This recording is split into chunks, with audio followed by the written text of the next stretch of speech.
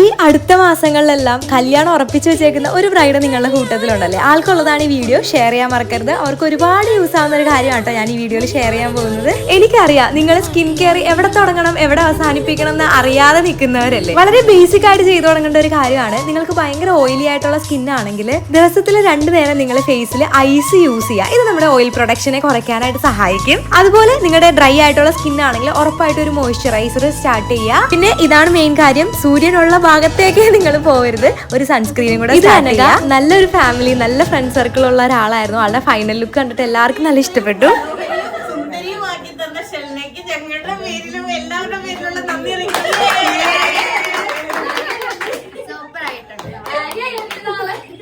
എല്ലാ ബ്രൈഡ്സും അവരുടെ കല്യാണ ദിവസം ഏറ്റവും സുന്ദരിയായിട്ടിരിക്കണം. അതിന് വേണ്ടിയിട്ട് നല്ലോണം സ്കിൻ കെയർ, ഹെയർ കെയർ ഒക്കെ നിങ്ങൾ ഇപ്പോഴേ സ്റ്റാർട്ട് ചെയ്ത് തുടങ്ങട്ടെ. അപ്പോൾ ആവശ്യമുള്ളതെന്ന് തോന്നുന്നവർക്ക് വീഡിയോ ഷെയർ ചെയ്യാനായിട്ട് മറക്കരുത്. അപ്പോൾ അത്രേ ഉള്ളൂ.